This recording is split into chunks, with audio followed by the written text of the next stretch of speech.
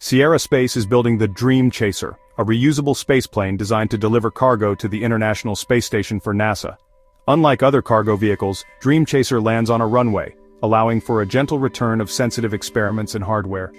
This smooth landing is a game-changer for scientific research, enabling quick, pristine sample recovery. NASA's interest in Dream Chaser is driven by this unique capability, which expands the types of research possible in microgravity. For cargo missions, Dream Chaser is paired with the Shooting Star module, which carries most of the supplies and can be filled with station trash for disposal. After docking and unloading, Shooting Star burns up in the atmosphere while Dream Chaser returns safely to Earth. Aerospace has a contract for at least 7 ISS resupply missions, making Dream Chaser a key player in NASA's commercial logistics strategy. Adding a third cargo provider increases redundancy and resilience for the ISS supply chain. This ensures the station's continued scientific output and protects NASA's multi-billion-dollar investment. Dream Chaser's success is crucial for both Aerospace and NASA's vision of a thriving low-Earth orbit economy. The vehicle's design supports rapid turnaround and reusability, aiming to make space logistics more efficient. With Dream Chaser, Aerospace is helping build a more robust and capable supply network for humanity's outpost in space. The promise: faster science returns, safer cargo, and a new era of commercial spaceflight. Dream Chaser could redefine how we support and expand our presence in orbit. Aerospace chose United Launch Alliance's Vulcan Centaur rocket to launch Dream Chaser. Vulcan was selected for its power, large payload fairing, and ULA's reputation for reliability. Dream Chaser and its Shooting Star module are heavy and require a rocket with specific capabilities. Vulcan was designed for this. ULA's track record with NASA and the military made it a safe bet for such a critical mission. The partnership locked in 7 launches, providing stability for both companies. For Aerospace, this meant a guaranteed ride to orbit. For ULA, a major commercial customer for its new rocket. The Shooting Star module was custom-built to integrate with Vulcan's upper stage, making the systems tightly linked. At the time, ULA was the incumbent for national security launches, and Vulcan was seen as the future of American rocketry.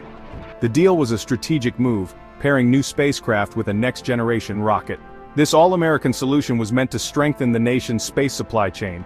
The agreement was more than a business deal, it was a bet on ULA's ability to deliver. Aerospace trusted ULA's legacy and engineering expertise. The partnership was expected to be mutually beneficial, but it would soon face major challenges. As delays mounted, the decision to rely on Vulcan would be tested. Still, the original logic was sound reliability, compatibility, and a shared vision for American spaceflight. The contract bound the two companies together for the long haul. Their fortunes would rise or fall together as Vulcan's fate unfolded. Vulcan's development was plagued by delays, mainly due to late engine deliveries from Blue Origin and a major upper stage failure. These setbacks pushed Vulcan's debut back nearly 4 years, disrupting ULA's transition from Atlas V. Even after the engines arrived, a hydrogen explosion during upper stage testing caused further redesigns and months of delay. The first Vulcan launch finally happened in January 2024, but issues persisted, including a booster nozzle defect on a later flight. These delays forced the U.S. Space Force to shift missions to SpaceX, hurting ULA's reputation and bottom line. ULA struggled to meet its commitments, losing ground to SpaceX's reliable Falcon rockets. For Aerospace, every Vulcan delay meant Dream Chaser stayed grounded, despite being ready to fly.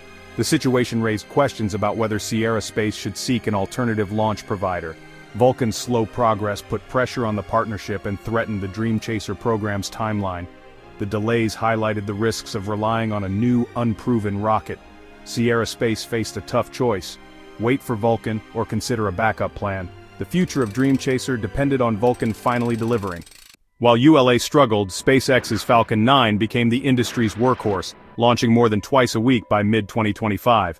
Falcon 9's reliability and cost-effectiveness made it the clear alternative for any company needing access to space. For Aerospace, watching SpaceX's relentless launch pace while Vulcan lagged was frustrating. Falcon 9 has a proven track record with hundreds of successful ISS missions. Its lower cost and rapid turnaround are major advantages, especially for fixed-price NASA contracts. If Vulcan faced more delays, SpaceX would be the obvious backup for Dream Chaser. Falcon 9 is certified for ISS cargo and has the performance needed for Dream Chaser's missions. The real question: how hard would it be to switch? SpaceX represents a reliable, available insurance policy. But the transition isn't simple. Switching Dream Chaser from Vulcan to Falcon 9 isn't just a matter of booking a new rocket. Aerospace is contractually bound to ULA for 7 launches. Breaking that deal would mean legal battles and financial penalties. ULA would fight any switch, especially now that Vulcan is certified and operational. Technically, Dream Chaser and Shooting Star were custom-built for Vulcan's interfaces, loads, and software. Adapting to Falcon 9 would require major redesigns, new hardware, and extensive testing. This process could take a year or more, erasing any time saved by switching. The cost would be significant, straining Aerospace's budget. NASA would also require a full recertification for the new rocket, adding more complexity and delay. The integration between Dream Chaser and Vulcan is deep. Switching rockets is a monumental engineering challenge. It's far more complicated than swapping out a standard satellite. The barriers are high, both legally and technically. Changing launch providers would trigger political and industry fallout. ULA is a pillar of the U.S. aerospace sector. Losing Aerospace would be a blow to its reputation and business. Congress members with ULA ties would object, seeing a switch as undermining a key national security provider. The optics, another win for SpaceX, further weakening ULA and risking a launch monopoly. The government wants at least 2 strong domestic launch providers for security and competition. A switch could be discouraged by NASA and the Department of Defense, who want to avoid SpaceX dominance. ULA would use its influence to keep Aerospace on board. For Aerospace, a messy public split could damage relationships and future partnerships. The rivalry between ULA and SpaceX is fierce, and picking sides is risky. Unless Vulcan completely fails, sticking with ULA is the safer path. The industry context makes a switch far more than a technical decision. The path of least resistance is to stay the course. Despite Vulcan's delays and SpaceX's appeal, switching rockets is highly unlikely for Dream Chaser.